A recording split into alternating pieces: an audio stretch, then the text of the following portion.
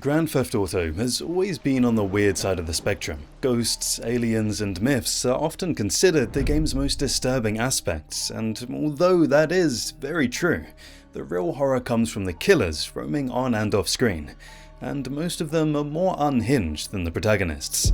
Let's investigate GTA's most horrifying killers. While Claude may be the silent killer in GTA 3 with no soul, there's actually someone more unsettling than him hiding in Liberty City. He doesn't look like an armed mercenary or a serial killer. If you walked past him on the street, you wouldn't even look twice. He is the owner of Bitchin' Dog Food Factory in Trenton, Marty Chunks. What makes Marty so uniquely horrifying is how normal he looks for a guy who committed such horrifying acts. If you dig into the game's development secrets, Rockstar didn't even bother giving Marty, his wife, or his enemies unique character models. They all use standard, generic pedestrian skins. In the definitive edition, his outfit is even randomly generated with everyday baseball caps or fedoras. He blends into the crowd perfectly. He's also incredibly easy to miss. Marty is the only phone mission giver in all of GTA 3 who doesn't have a dedicated radar icon. You only find him if you happen to hear a ringing payphone outside a dog food factory. And once you answer that phone, you become sort of a crime partner to one of the weirdest operations in gaming history. Unlike the other serial killers, who always tend to have a past that made them this sadistic, this guy is pure evil, or to say the very least, he's greedy. Before the events of 2001, Marty and his wife, Mrs. Chunks, were running the factory happily, but they ran into some serious money problems. The local bank manager kept demanding huge interest payments and taking extra money from Marty, while his wife was spending what little they had left on an expensive lifestyle. Instead of just declaring bankruptcy, Marty came up with a much darker solution. He decided it would be more profitable to turn his problems into dog food. Marty runs his operation in a disturbingly efficient way, which is pretty common for serial killers of his caliber. He uses a payphone to hire Claude without ever really telling him what's going on. Claude basically becomes an unknowing taxi driver whose job seems simple: pick people up, drop them off at the factory, and then destroy the car afterward to erase any evidence. But behind the factory doors, things are not this simple. Marty kills the victims and throws their bodies into industrial grinders, then turns them into batches of bitchin' dog food. The list of people he gets rid of only makes the story more disturbing.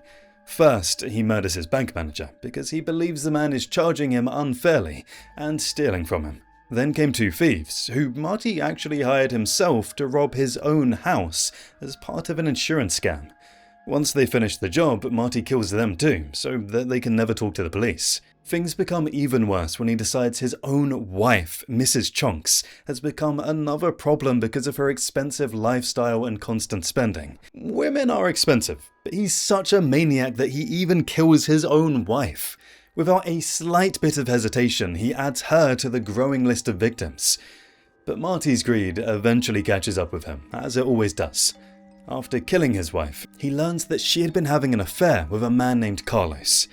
Thinking Carlos will be an easy target like everybody else, Marty tells Claude to bring him to the factory for one last kill. This time though, things don't go according to plan. Carlos steps out of the car carrying a shotgun. Before Marty can even react, Carlos opens fire and kills him on the spot. He then announces that he's taking over the dog food business. In a dark twist of fate, the man who spent all his time turning other people into dog food ends up meeting his end at the exact same factory. There's also a clever hidden detail in this whole storyline. Marty's missions are called the Crook, the Thieves, the Wife and her Lover. They're actually a reference to the 1989 movie The Cook, the thief, his wife and her lover. Rockstar added their own dark twist to it because, unlike the movie, where the wife kills her husband, GTA changes things by having the lover be the one who finally ends Marty's brutal business. Before we move on, take a moment to subscribe to the channel, or else I'll have to ask Claude to pick you up next. Moving on. Eddie Lowe might just be the most unhinged serial killer in the entire franchise. With a lot of these hidden characters, you have to dig through the game's lore to realize how evil they are. Not Eddie. Even his very first piece of dialogue immediately reflects his disturbed, cruel personality. When Niko Bellic tries to laugh off their first meeting, Eddie snaps and gives this creepy response. Joke. Joke. Eddie never jokes. Eddie needs to be taken seriously. They laughed at him once, but you can't laugh without a tongue. You can't point if you haven't got fingers, can you? That's what Daddy told me, late at night, in my room. Jesus. You don't just encounter Eddie during a bright, sunny afternoon while he's taking a walk, looking for his next victim. He's a random encounter who only spawns in dark alleyways between 10 and 4 AM. During your first encounter with him, he's standing next to a heavy sports bag. He asks Niko for a ride down to the docks so he can drop off his kids. It isn't until you start paying close attention to the Weasel news reports on the in-game radio that you realize the horrific truth. Eddie is the notorious Liberty City serial killer targeting nighttime joggers. And that sports bag in the trunk of your car, it's probably filled with the severed heads of his recent victims. Niko aids and helps a serial killer without even knowing it. Rockstar didn't hold back on the law here. They basically took every horrifying serial killer type and mixed it into one character. Eddie's childhood was a complete mess and seemed to push him down a very dark path. He grew up being abused by his father and later ended up killing him, of course. He even casually talks about killing his own younger brother like it's nothing special. But the most disturbing part of his past involved his mother. Eddie had an unhealthy obsession with her, and after accidentally causing her death, he completely lost whatever sense of normality he had left. In a creepy reference to real-life killer Ed Gein, Eddie kept his mother's clothes and even held on to parts of her body. As he got older, things only became worse. Eddie lived alone in a house in Dukes, but instead of a normal home, it was basically a dump filled with garbage and filth.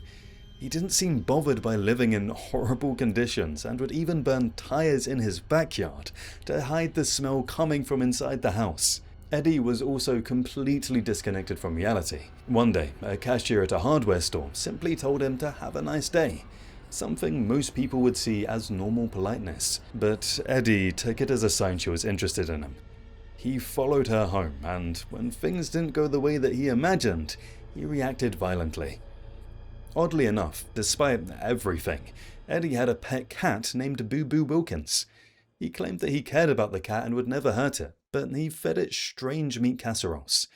Considering Eddie's disturbing behavior, the game hints that the meat may have come from his victims. Eddie wasn't hiding all of this as carefully as you might expect. While the police struggled to figure out who they were dealing with, Eddie was openly posting disturbing things online through blogs and social sites. He even runs blog pages called Eddie Low Filth Slayer on sites like My Room and Blog Snobs. Not surprisingly, on his My Room page, it says that he has 0 friends. He also leaves a few comments on websites. His Blog Snobs site is eddylowfilthslayer.blogsnobs.org. He was being hunted by Detective John Atkinson, who wanted to make a film and a book detailing his hunt for the killer. Eddie knows his name and mocks his capabilities as well as his clear aspiration for fame. In a twisted way, it makes him even scarier, because the most dangerous people aren't always hiding in the shadows. Sometimes they're right in front of your eyes, and you just fail to notice them. Eddie fits almost every stereotype people associate with serial killers.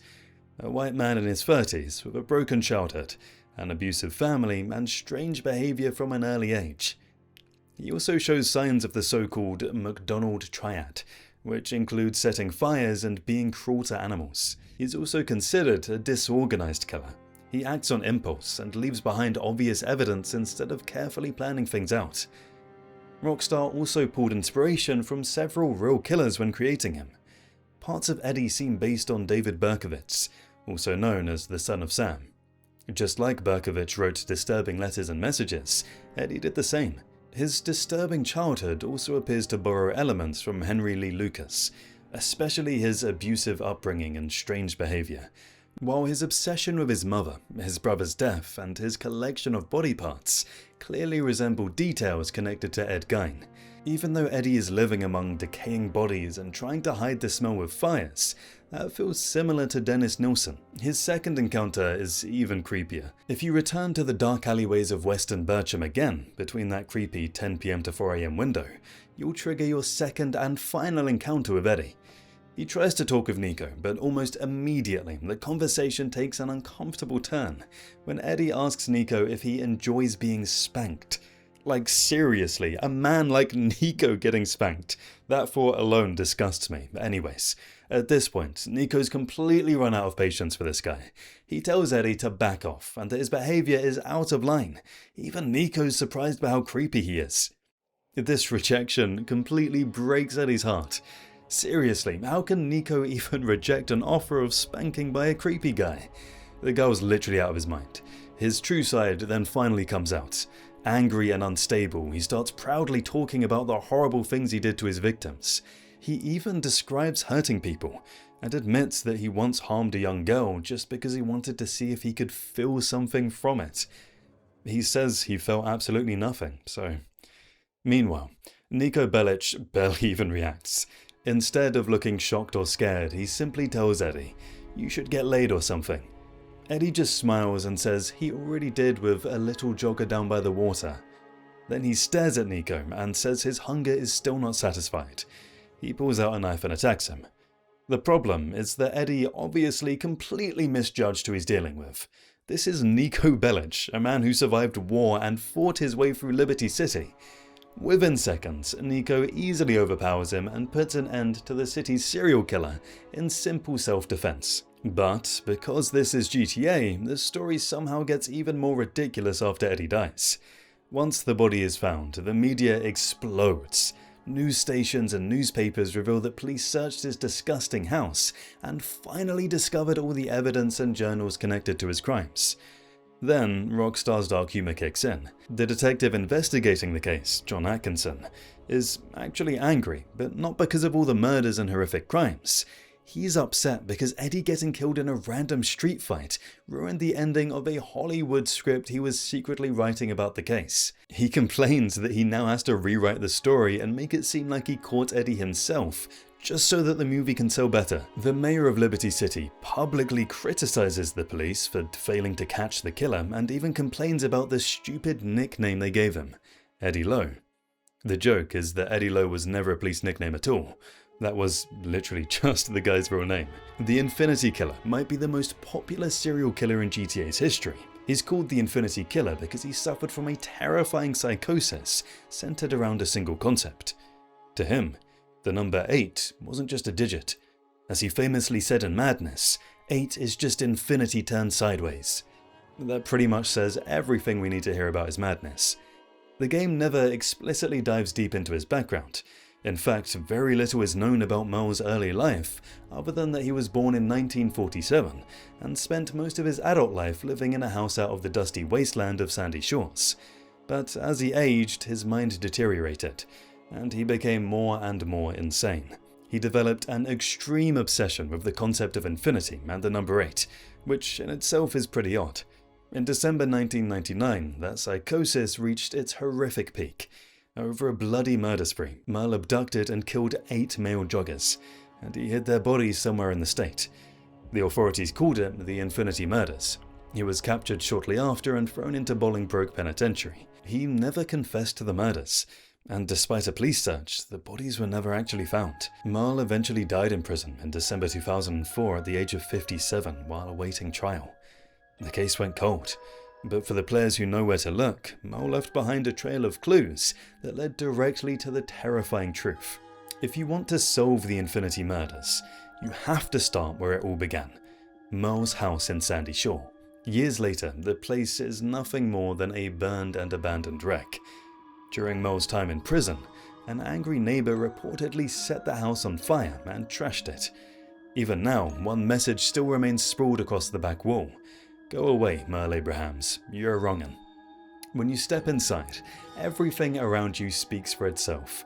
Scattered around the charred walls are disturbing clues left behind. On one broken section of wall, you can see the words, "There will be 8, hidden deeper inside." Behind a shelf is another one of Mel's disturbing messages. 8 is just infinity stood up. His obsession with the number 8 is everywhere. Then there are the tally marks on the walls. There are three groups of 5 marks, making 15 total. Nobody knows exactly what they mean. Some players believe they represent days that victims were kept alive, while others think they connect to one of the creepiest things in the house. There's also a pair of shoes hanging from the roof beam. They're far too small for an adult, which led players to create disturbing theories that Mel may have had a child whose fate was somehow connected to those 15 marks. And then there's the old burger shop bag scattered across the floor. If you head to the nearby Yellowjack Inn, you can find bloody footprints circling an 8-ball pool table, another unsettling reminder of Mel's obsession. Not far from his house, out in an empty field, there's also a giant rock covered with the number 8. Written on it is a strange and disturbing rhyme left by Mel himself, like a journal entry. It shows his slow descent into madness and possibly hints at what happened to his victims. The biggest clue in the entire Infinity Murders mystery actually comes from inside Bollingsbrook Penitentiary itself.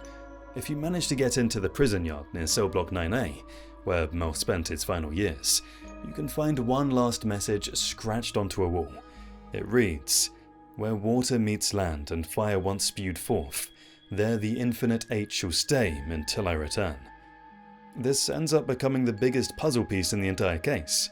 At first, if you read it, it just sounds like random, creepy nonsense from someone tired of rotting in jail, but players eventually realized it's a hidden clue. The line, "Fire once spewed forth," points towards Mount Chiliad, since many players believe it may have once been a volcano in GTA's world. Then, the phrase, "where water meets land," narrows things down even more, pointing towards the coastline around the mountain. Right beside the message is a rough hand-drawn map, showing small islands sitting off the coast north of Palito Bay.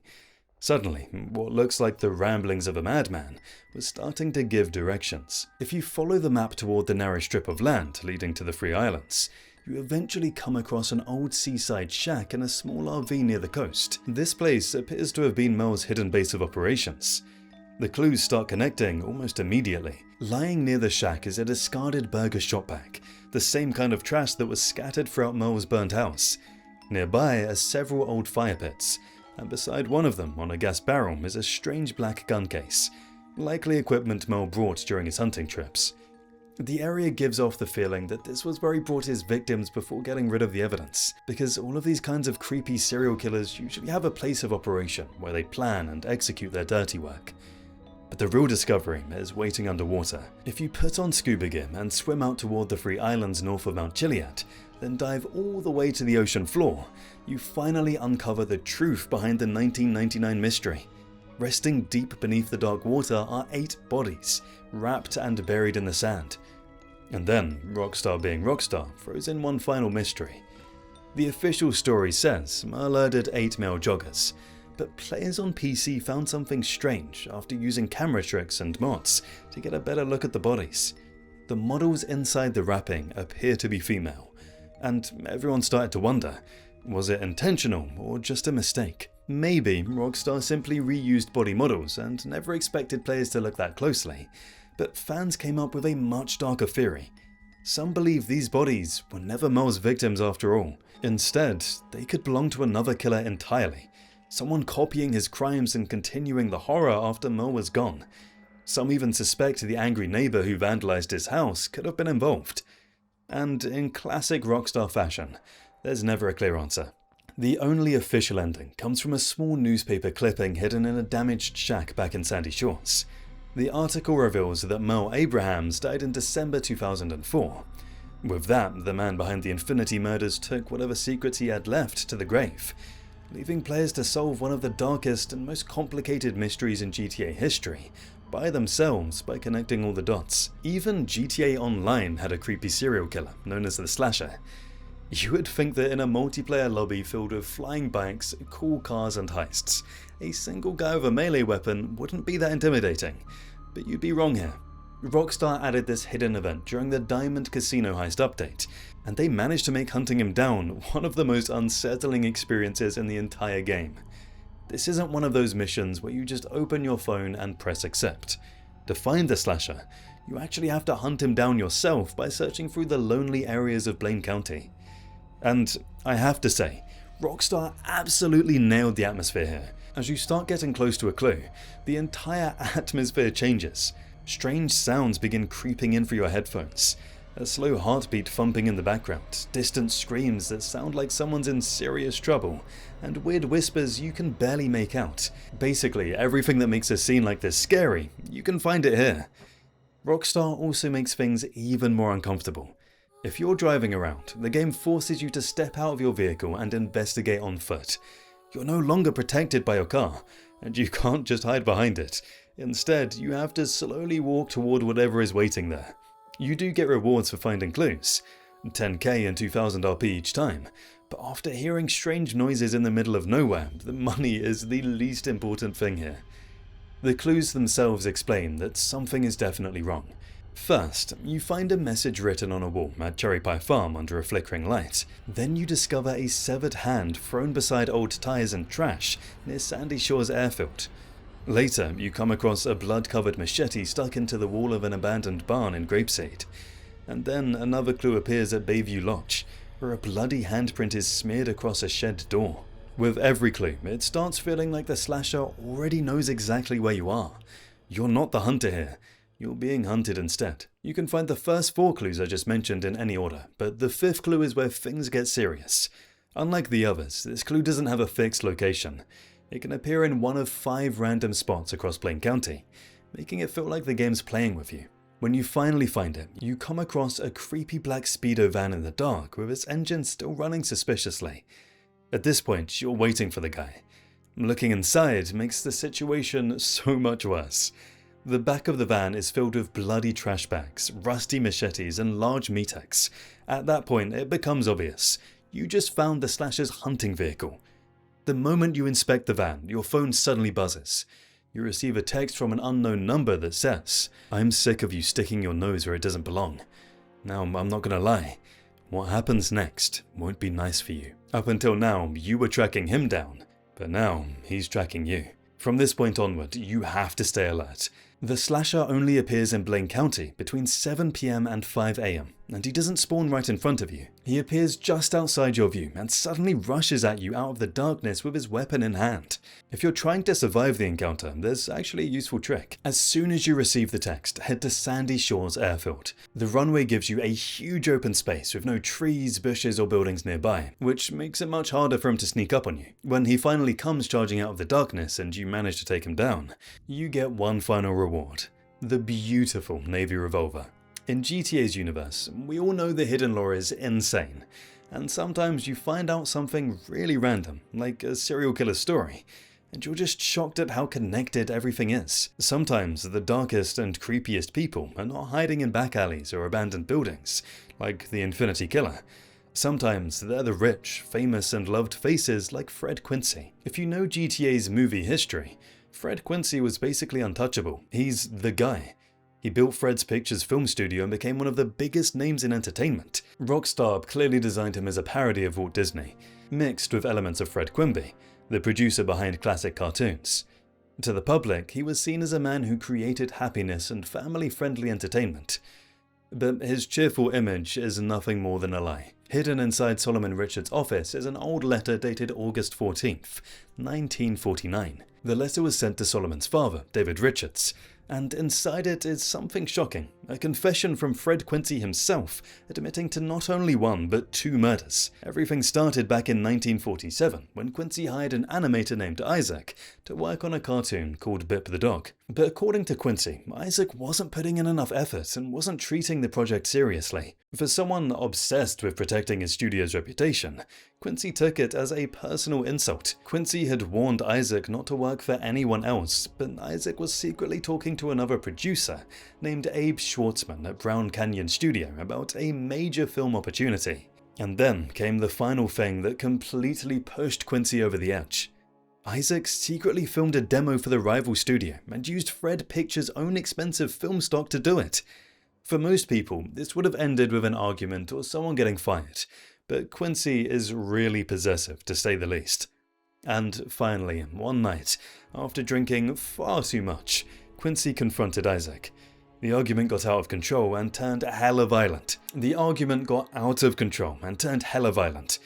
Enraged, the man known for creating cheerful cartoons ended up killing his own lead animator. Quincy dragged Isaac's body all the way out to Blaine County and dumped it deep inside an abandoned mine shaft. And the creepy part is that players can actually find him. If you open the mine entrance years later, Isaac's body is still there, still wearing the suit straight out of the 1940s. But Quincy still had one problem left: Abe Schwartzman. Instead of panicking, Quincy handled it in a calm way. He called Schwartzman and offered him a deal to forget Isaac ever existed. But it wasn't really a deal, it was blackmail. Quincy threatened to expose Schwartzman's own dark secret, mentioning that nasty business with the busboy. Whatever happened was clearly bad enough that Schwartzman immediately backs down, and just like that, the murder disappeared without anyone asking questions. For 2 whole years, Quincy got away with everything.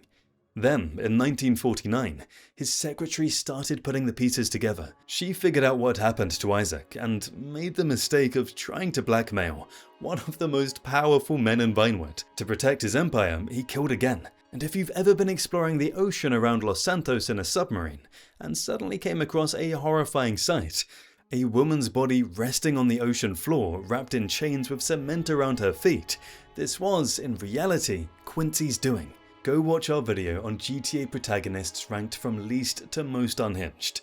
Click the video on the screen and I'll see you there.